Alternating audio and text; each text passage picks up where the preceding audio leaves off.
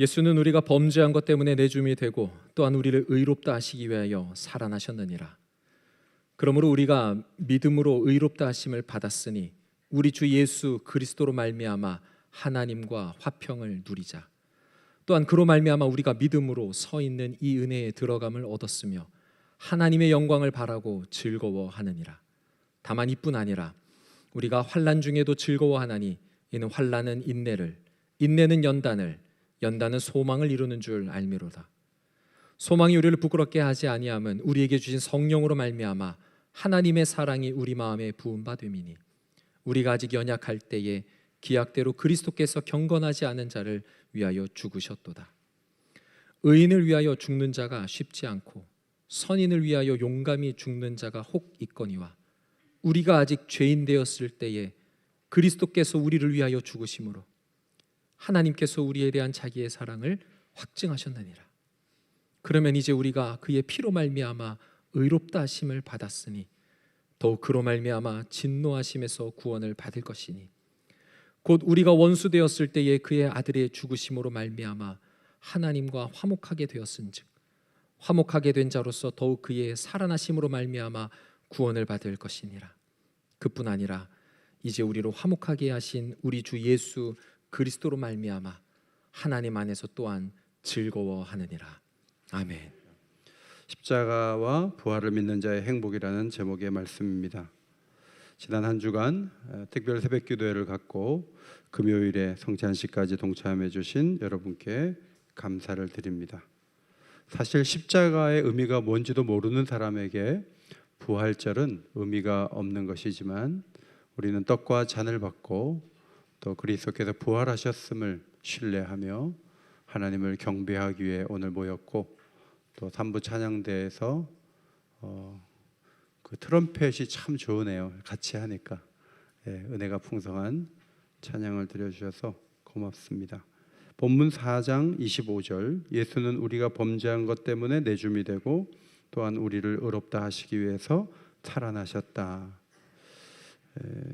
십자가와 부활의 기능을 이렇게 분리한 말씀이네요.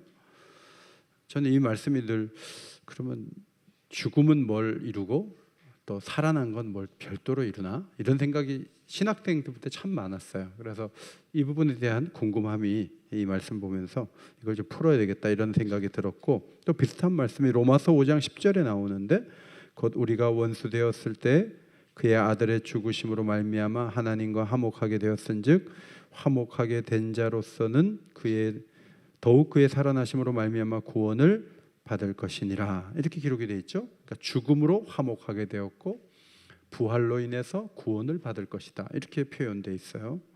특별히 5장 10절에서 아들의 죽으심이라는 표현이 있는데 아들이라는 이 단어가 1장 3절과 4절에 나온 다음에 오랜만에 5장 10절에서 처음 나오는 거예요. 신과 인간의 이 불화를 해결할 분은 하나님의 아들밖에 없었다. 그 말씀을 하면서 이런 표현이 또 로마서 8장 3절에도 나오죠. 율법이 육신으로 말미암아 연약하여 할 수 없는 그것을 하나님은 하시나니 곧 죄로 말미암아 자기 아들을 죄 있는 육신의 모양으로 보내어 육신의 죄를 정하셨다. 아들이 그 일을 하셨다는 거예요. 자, 4장 25절에 이어서 10절에서도 5장 10절에서도 화목은 십자가의 죽음으로 구원을 얻을 구원, 미래의 그 완성된 구원은 부활로 주어졌다. 그러면 십자가 부활의 기능이 각각 있는 것인가? 그렇지는 않은 것 같아요. 제가 이렇게 한번 표현해 봤어요. 아이가 입학하여 무지를 벗기 시작했고 졸업하여 인생을 배웠다. 그러면 입학해서는 인생을 안 배우는가요? 졸업하면 무지를 벗지 않나요? 그건 아니죠. 그것을 좀 나누어서 서술한 것이니까 이 부분도 여기까지는 죽음이 해결한 문제고 여기까지 부활은 이 부분을 해결했다. 뭐 그렇게 해석하는 것은 옳지 않다고 생각합니다. 4장에서 아브라함의 믿음이 할례와 율법에 앞서고 그 믿음은 우리가 죽었다 살아나신 예수를 믿는 믿음과 연결이 되고 아브라함도 믿음으로 우리도 믿음으로 구원을 얻었다. 이제 그것을 4장에서 논증하고 5장에서는 믿음이 가져온 소망을 오늘 본문에서 보여주고 있습니다. 죄인을 의롭다 하시는 길을 여신 분이 하나님인데 우리에게 온전한 구원을 과연 허락해 주실 것인가? 그것을 완성할 것인가? 그것에 대한 확신이 확실하게 나타나 있는 말씀이 빌립보서 1장 6절이죠. 앞에 보시고 한번 읽겠습니다. 시작. 너희 안에서 착한 일을 시작하시니가 그리스도의 예수의 날까지 이루실 줄을 우리는 확신하노라. 제가 살고 있는 집이 홍은동에 있는데 언덕에 이사 갈 때부터 조합이 구성되더라고요. 그래서 철거하고 거기다가 아파트 짓는다고. 그래서 몇 달 전부터 막 이제 철거를 하고 사람들이 이사 다 나갔어요. 그런데 좀 철거를 하다가 지금은 집들이 그대로 있는데 철거를 더 이상 안 해요. 흉물스럽게 몇 달째 그냥 있어요. 그것을 보는 사람들은 이 건축 환경이 달라져서 지금 뭐 지어서 뭘 남기기가 어려운 상황이잖아요. 건축비도 많이 오르고. 그러니까 이 계산이 안 서는 일을 시공사가 하자니 메이저급의 회사도 아니고 힘들어서 저러나 보다. 이제 우리가 그렇게 해석을 하거든요. 오래전에 하나님께서 금송아지 사건 후에 자기 백성을 진멸하려고 하신 적이 있어요. 그때 모세가 이렇게 기도했어요. 애굽 사람들이 이르기를 여호와가 자기 백성을 진멸하려는 악한 의도로 인도해냈다고 말할 텐데요. 여기서 다 죽이면 애굽 사람들이 손가락질하지 않겠어요? 하나님이 시작은 해놓고 중간에 다 죽이면 어떻게 해요? 어떻게 그렇게 하시려고 합니까? 하나님이 설득되셨어요. 그래서 그 자리에서 다 죽이지 않았어요. 역사에는 이 공식이 아니기 때문에 의외의 상황이 얼마든지 벌어질 수가 있는 거예요. 그런데 믿음으로 의롭다고 해놓고 하나님이 주시려는 그 소망, 완성된 구원을 주시는 그 소망까지 갈 때 수만 가지 일들이 벌어지다 보면 믿음으로 의롭다함을 받았지만 결국은 하나님 주시는 완성된 구원을 못 볼 사람도 있지 않을까? 이 부분에 대한 해석을 오늘 본문에서 해주고 있는 거예요. 하나님께서 우리에게 주신 소망 1절과 2절. 자, 우리가 예수를 믿어 의롭게 되면 1절과 2절에서 두 가지를 강조하죠. 먼저 관계의 축복을 얻어요. 화평을 누린다. 누구와? 하나님과. 그리고 어떤 방에 들어가는 거예요. 그 방 이름은 은혜라는 방이에요. 들어간다는 말은 화목제물을 가지고 제단 앞에 들어간다라고 했을 때 쓰인 단어를 그대로 사용했어요. 화평을 누리자. 명령형으로 볼 수도 있고 직설법으로 볼 수도 있어요. 화평을 누린다. 그럼 직설법이고요. 명령형은 화평을 누리자예요. 그런데 하나님과 화평하게 되는 것은 노력하자 그런 의미가 아니기 때문에 직설법으로 우리는 하나님과 화평을 누리고 있다, 누린다 그렇게 보는 것이 더 좋은 해석이 됩니다. 아우구스투스 가이사르는 로마가 정의를 통해서 팍스 로마를 수립한다 그런 말을 남겼어요. 사도는 믿음으로 의롭게 되면 하나님과 화평을 누린다 그렇게 말을 바꾸어서 적었어요. 이것은 전혀 다른 차원의 평화예요. 개개인이 화목하게 되잖아요. 하나님과. 그러면 함께 모여서 화목하게 된 그 사람들이 교회 공동체를 이루어 하나님 주시는 평화를 함께 누림을 찬양하는 거예요. 그리고 그런 교회들이 사회를 향해서 복음을 전하면서 하나님이 한 사회에 대한 진노를 거두시고 평화의 관계를 수립하신 것이 교회가 그 사회에 존재하는 목적이 되는 것입니다. 로마서 뒷부분으로 가면 평화를 위한 실제적인 지침을 제안하죠. 믿음이 연약한 자를 비판하지 말고 받으라. 화평의 일과 서로 덕을 세우는 일에 힘쓰라. 자기를 기쁘게 하기보다 이웃을 기쁘게 하라. 이게 다 평화로 나아가는 방법이에요. 우리는 교회 안에서 차이점 있는 사람들을 봐요. 어떤 사람은 믿음이 너무 연약해요. 그래서 이상한 말도 해요. 그러나 그들을 비판하지 말고 나도 약할 때 저랬어 하고 받을 때 평화로울 수 있어요. 그것을 불러내서 하나씩 둘씩 지적하다 보면 평화가 깨지다 보면 사람을 잃게 되고 어려움이 생길 수가 있어요. 화평의 일과 덕을 세우는 일을 조금씩 하라는 게 아니고 힘쓰라고 했어요. 평화의 기본은 다른 사람의 기쁨을 위해서 움직이는 정신에 달려 있어요. 신앙은 강한데 조금만 차이가 나면 다투려고 하는 분들이 계세요. 그것은 하나님의 평화를 잃어버린 모습이에요. 아는 집사님 한 분이 경관이었어요. 그런데 그 경관인 집사님이 책상에 그 유리 밑에다가 동자승 사진을 하나 넣어놓고 있었어요. 집사님, 이거 왜 기독교 신자가 왜 그렇게 하십니까? 그때 집사님이 교회 분쟁이 많아가지고 수사를 하는데 목사님, 장로님이 와서 여기서 싸우는데 제가 교회 집사인 걸 알면 저를 함부로 하고 하기 때문에 제가 불교도인 척 한다는 거예요. 싸움질을 잘하는 거는 정말 나쁜 성품이에요. 평화를 깨지 않고 하나 되려고 애쓰고 옥인교회가 100% 어떻게 마음에 들겠어요. 그래도 이 교회를 사랑하고 출석하고 교회를 섬기는 여러분들이 정말 귀한 거죠. 하나님은 평화를 기뻐하세요.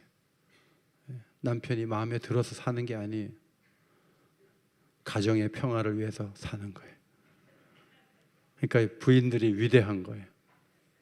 남편도 마찬가지예요. 2절에 또한 그로 말미암아 우리가 믿음으로 서 있는 이 은혜에 들어감을 얻었다. 들어간다. 희생제물을 갖고 들어간다. 어떤 공간, 사랑의 공간, 은혜의 공간, 믿는 자를 다 그 공간 안에 넣는데 그 공간의 이름이 은혜라는 거죠. 우리 교회는 몇 분인데 아주 부인에게 잘하는 남편들이 있어요. 한 번도 소리친 적이 없대요. 그렇게 잘해요. 월급도 많이 갖다 줘요. 그냥 결혼하면서부터 형편이 핀 거예요. 그래가지고 막 수십 년 동안 너무너무 행복하게 사는 우리 교회 몇 분이 계세요. 어떻게 평생 부인한테 소리 한 번도 안 질러요? 그 대단한 분들이에요. 그런데 그 몇 분이 그런 혜택을 보는데 은혜에 들어가는 거는 아주 기도 많이 하고 대단한 사람만 거기 쏙 들어가고 나머지 까다롭고 제대로 못하고 이런 분들은 다 밀어내냐? 아니요. 믿음으로 의롭다함을 받은 사람은 전부 은혜의 방에 다 들어가요. 아멘입니까? 이것이 하나님이 우리에게 주신 큰 축복이에요. 하나님이 그렇게 하신 거예요. 하나님의 공급과 사랑을 받는데 아무도 예외가 없는 거예요. 우리는 은혜의 공간에 들어가 간증하죠. 하나님이 이렇게 제 삶을 개선해 주셨습니다. 병도 고쳐 주셨습니다. 빈곤에서 탈출되게 하셨습니다. 예. 어떤 장로님이 사랑방에서 기도해가지고 그냥 한 해에 전부 다 집 샀대요. 내가 그거를 며칠 전에 알았어요. 그런 얘기를 왜 빨리 안 하죠? 집을 사고는 왜 가만히 있죠? 우리가 사랑방에서 집이 다 없는 걸 보고 기도를 했는데 아니 그 해에 다 집을 샀다는 거예요. 그거 한번 사실 확인을 해봐야 되겠어요. 전부 다 그랬는가 한번 사실 확인을 하고 그러면 간증을 할 만하죠. 불만족스러운 현실에서 벗어나도록 하나님이 역사해 주셨다. 다 이게 은혜의 방에서 일어나는 일이에요. 그런데 그런 병고침이나 뭐 부자가 됐다, 삶의 개선됐다 그런 얘기를 빼놓고 바울은 미래의 소망이 우리가 은혜의 방에서 누리는 큰 특징이라고 하면서 2절 하반절에서 하나님의 영광을 바라고 즐거워하느니라. 앞에 있는 말씀 한번 읽겠습니다. 시작.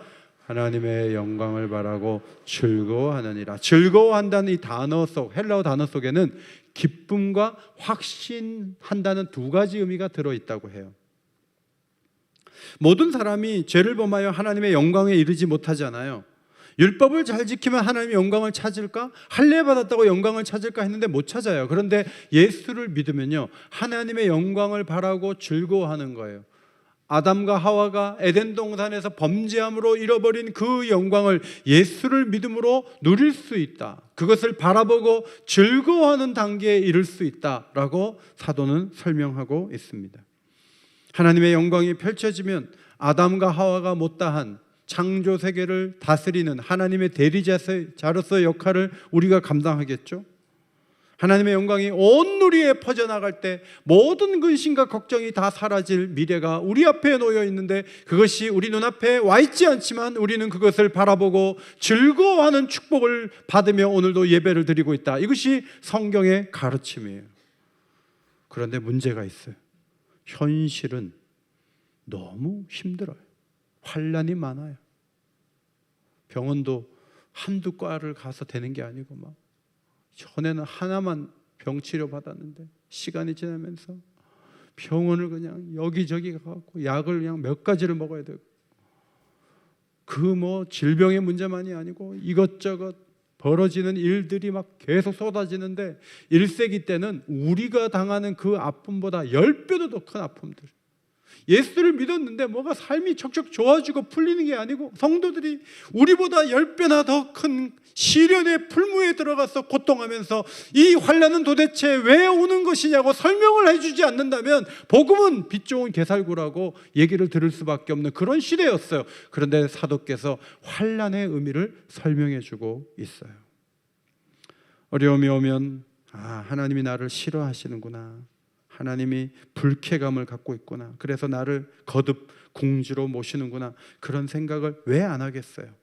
구약시대의 아삽이라는 사람도 74편을 적으면서 하나님이여 주께서 어찌하여 우리를 영원히 버리시나이까, 어찌하여 주께서 기르시는 양을 향하여 진노의 연기를 뿜으시나이까.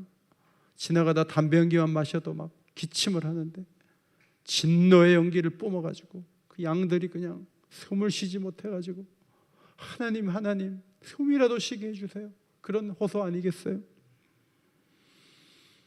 일반적으로 어려움이 오면 욥의 친구들처럼 네가 죄가 있어서 그래, 네가 문제가 있어, 하나님이 등을 돌린 거야, 너한테 문제가 있어, 너를 살펴봐, 고난당한 사람에게 막 퍼붓는 게 구약시대에 많이 있어요.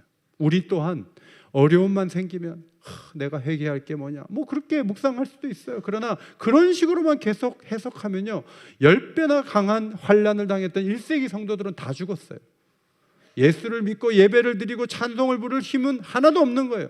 그런데 사도는 환난이 다른 의미가 있다는 거예요. 환난이 잘 견디는 인내를 가져오고, 그 인내는 연단을 가져온다. 영어 성경에 연단은 캐릭터예요. 성품을 말해요. 굳건한 성품, 뒤로 물러나지 않는 성품, 그런 물러나지 않는 성품으로 기도하다가 기다리다 보면 하나님께서 주시려는 소망의 구원이 언젠가 현실로 펼쳐지는 단계가 나온다. 그것을 설명하고 있는 거예요. 우리 교회도 보면 병원에서 진단을 받거나 충격적인 일들을 있어서 신방을 해서 위로해 주려고 그러면 그분이 끄떡도 하지 않아요. 목사님 괜찮아요, 저는 이거보다 더 큰 어려움도 지나왔어요, 이길 수 있어요, 목사님 슬퍼하지 마세요, 제가 안 오는데 목사님 왜 울어요, 괜찮아요, 이런 분들이 있어요. 신방 가갖고 막 그분의 믿음이 저보다 훨씬 큰 걸 발견해. 그분들은 도대체 교회 양육 과정을 뭘 했나 보니까 뭐 그런 건 별로 한 게 없어요. 그분들은 어디서 그런 힘을 가진 거죠? 따라합시다. 고난의 학교 졸업생들이에요. 7회, 8회, 9회 졸업생들이, 그분들이 졸업을 해가지고 고난을 당하다 보니까 얼마나 믿음이 좋은지 웬만해 갖고는 흔들리지 않아요. 웬만해 갖고는 주일도 안 빠져요. 웬만해 갖고는 그냥 마음의 요동이 함이 없어요. 쭉 나가는 거예요. 하나님께서 그들을 강하게 붙잡고 계신 것을 보게 돼요. 능력의 손으로 우리 모두를 붙잡아 주시기를 소원합니다. 그래서 우리가 앞으로 나갈 수가 있는 거죠.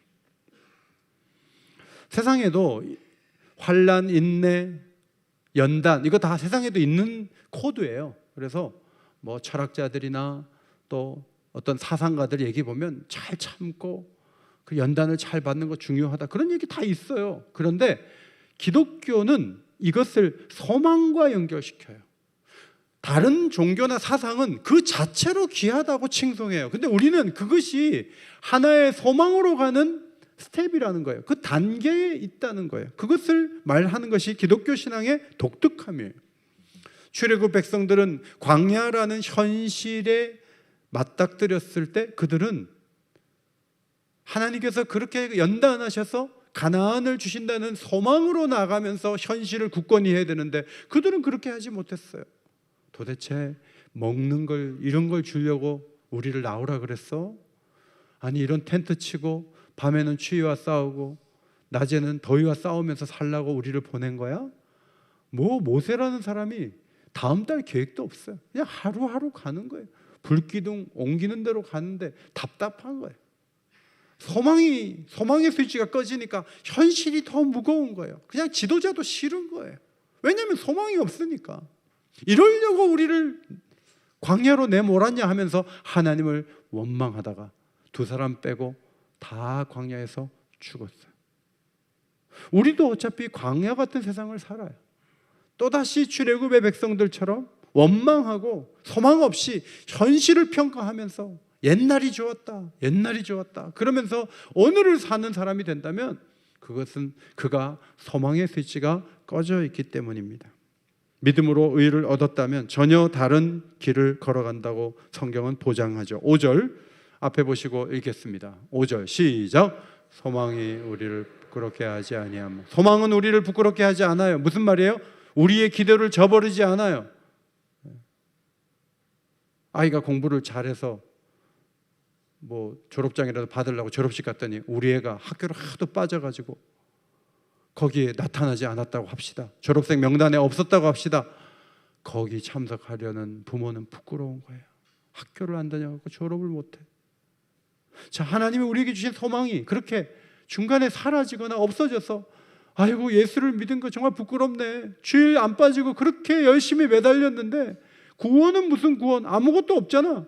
이건 뭐야 도대체? 부도수표잖아. 자, 이런 일은 우리에게 일어나지 않는다는 거예요. 그 근거가 뭐예요? 성령이 하나님의 사랑을 계속 우리에게 채워주시니까 우리는 견딜 수 있고 결국 소망은 이루어진다는 것이 성경의 가르침인데 그 가르침을 잘 보여주는 것이 로마서 8장 24절로 28절이에요. 자, 24절을 남자분이 읽으시면 25절을 여자분이 읽으시고 그렇게 해서 28절까지 교도하시겠어요. 24절 남자분들 읽습니다. 시작. 우리가 소망으로 구원을 얻었음에 보이는 소망이 소망이 아니니 보는 것을 누가 바라리요. 만일 우리가 보지 못하는 것을 바라면 참음으로 기다릴지니라. 이와 같이 성령도 우리의 연약함을 도우시나니 우리는 마땅히 기도할 바를 알지 못하나 오직 성령이 말할 수 없는 탄식으로 우리를 위하여 친히 간구하시느니라. 마음을 살피시는 이가 성령의 생각을 아시는 이는 성령이 하나님의 뜻대로 성도를 위하여 간구. 함께 읽겠습니다. 우리가 알거니와 하나님을 사랑하는 자 곧 그의 뜻대로 부르심을 입은 자들에게는 모든 것이 합력하여 선을 이루느니라. 할렐루야. 자, 소망은 눈에 안 보여요. 그래서 잡을 수가 없어요. 그래서 먼 미래에 이르니까 참고 기다리는 수밖에 없어요. 그럼 계속 참고 기다리는 것만이 있는 것이 아니고 8장에 잘 보니까 성령이 일하세요. 성령이 우리로 하여금 기도하게 하세요. 가장 핵심적이고 중요한 것들을 간구하게 하세요. 누구에게? 성부 하나님께. 근데 우리가 기도를 잘 못하니까 성령이 우리 안에 오셔서 유효한 기도를 드리신다는 거예요. 성령은 하나님의 마음을 아세요. 우리의 형편을 아세요. 그래서 반드시 응답을 받을 수 있는 기도를 우리 속에서 그 소망이 이루어지기까지 계속 기도하심으로 하나님이 우리를 붙잡아 주시고 결국에는 우리가 상상하지 못한 놀라운 일들이 일어나는 것이 펼쳐진다는 것이 오늘 로마서 8장 24절로 28절 말씀의 가르침이에요. 여러분, 성령을 믿으시기 바랍니다. 성령은 놀라운 분이에요. 자, 답이 안 보이죠? 어려움이 너무 많아요. 인생을 살아가는데.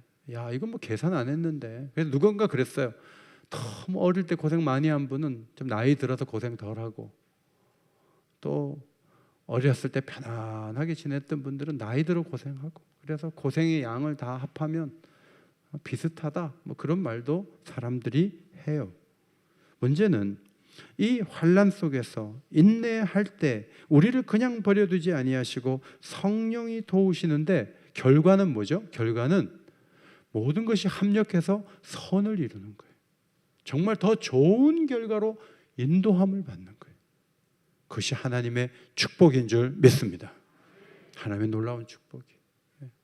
저희 서원에 계신 이모님이 방을 구하려고 여기저기 다니는데 여기도 안 되고 저기도 안 되고, 그래가지고 어느 집에 이제 문을 열고 들어갔는데 그 집주인이 여기 좀 살라 그래갖고 거기 해를 들어 들어갔는데 그분이 중매를 해가지고 남편을 만났어요. 그러니까 앞에 이 집도 안 되고 저 집도 안 되는 거는 중매하는 집을 찾아가는 거예요. 그래가지고 결국 그 집에 가지고 중매해가지고 결혼해서 얼마나 좋은 성품의 남편을 만났는지 평생 한 번도 소리 지른 법이 없어요. 정말 훌륭한 남편을 만났어요. 여러분, 안 되는 것만 보면 어떻게 해요? 요셉이 형들에게 팔리고 감옥 가고 좋은 해석을 했는데도 잊혀지고 결국은 어떻게 됐어요? 총리가 돼가지고 고대 근동의 많은 나라를 먹여 살리는 자리로 나가잖아요. 그래서 요셉은 억하심정이 없어요. 감정이 없어요. 형들을 다 용서했어요. 왜냐하면 그분들이 있어서 내가 애굽에 온 건데. 해석이 달라요. 시글락에서 그냥 와보니까 가족들 다 잡아갔어요. 불탔어요. 다 잃어버렸어요. 부하들이 돌을 들어요.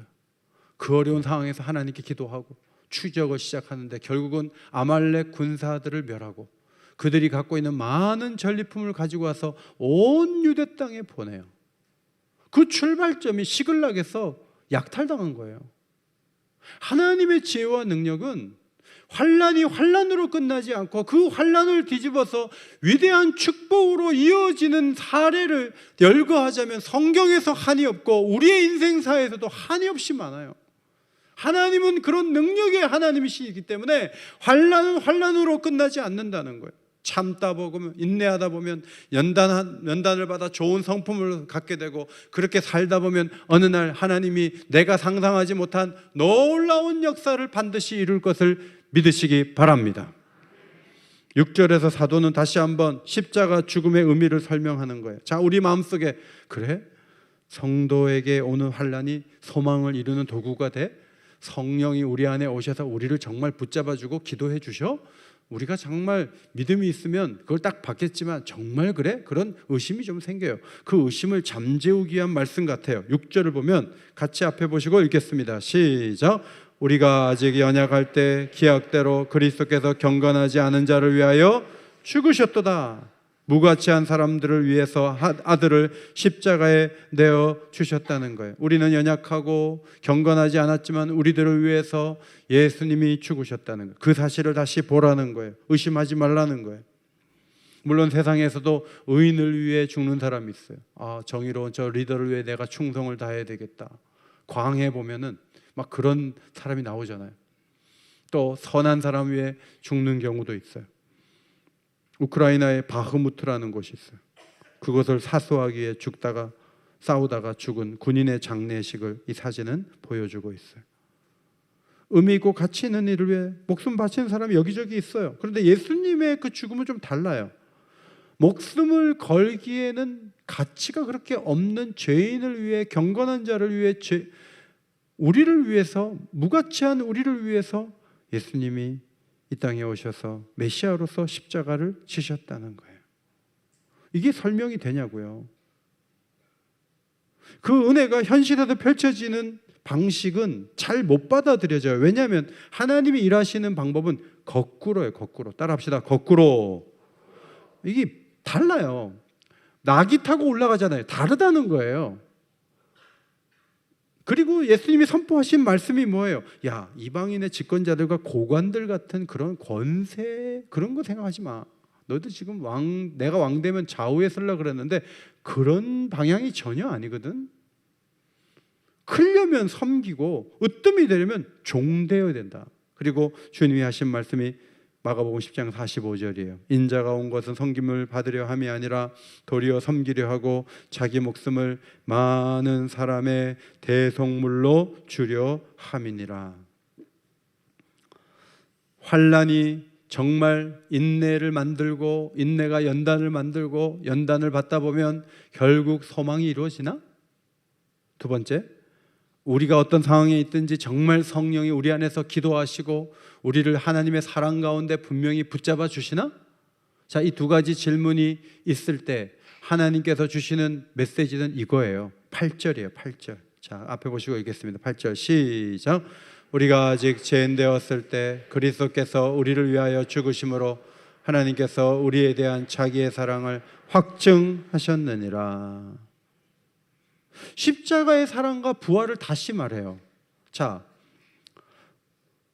화평을 말하고 은혜를 말하고 소망을 말하고 그 다음에 더 큰 걸 말해야 돼요. 근데 갑자기 과거로 또 돌아가요. 고난주간으로 또 돌아가서 또 십자가 얘기 또 해요. 아니, 십자가 안다고요. 부활도 믿어요. 더 이상 그 얘기는 하지 말고 그 다음 스텝을 전개하세요 라고 말하고 싶어요. 그런데 사도 바울은 그렇게 말하지 않아요.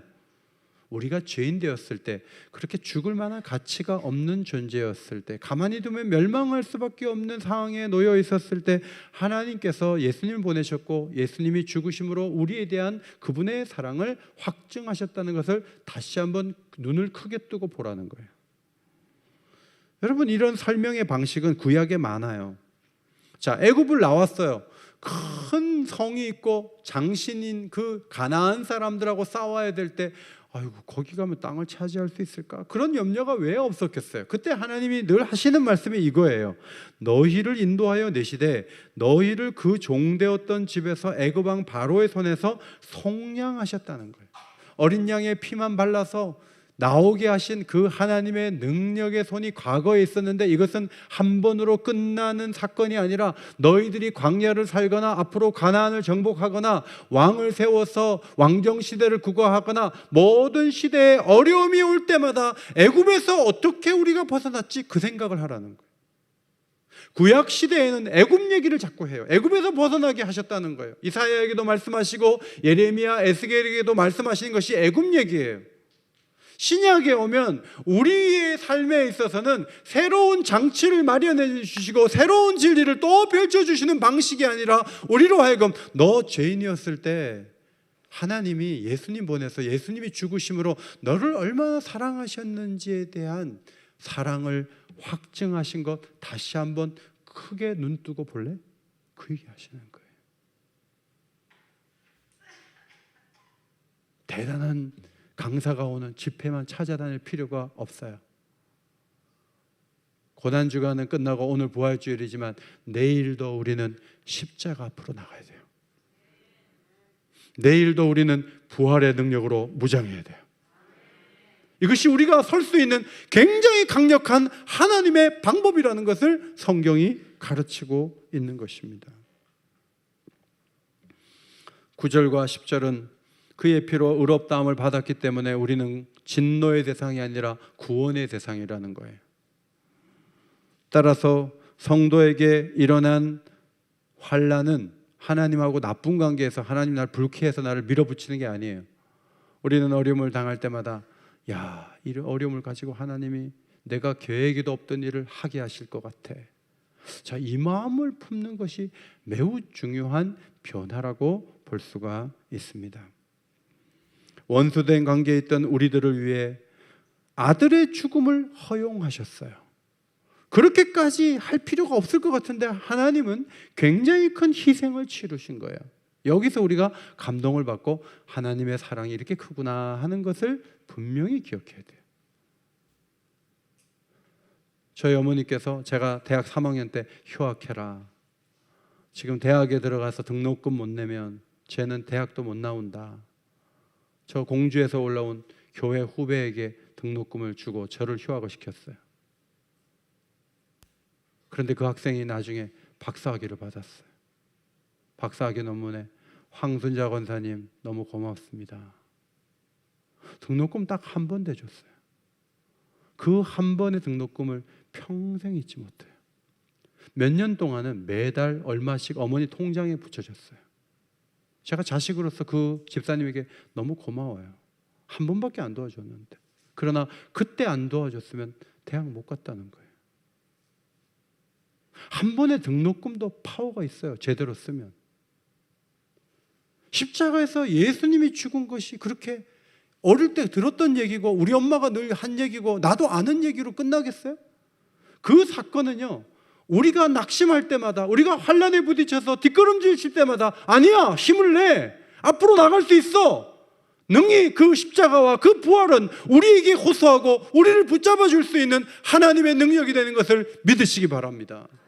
이것이 하나님의 주신 놀라운 축복이에요.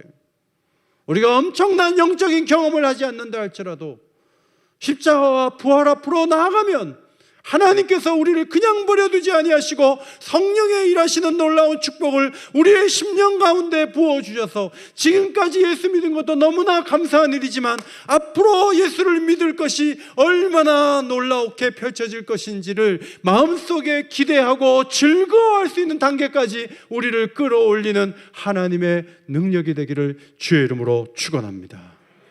기도하겠습니다.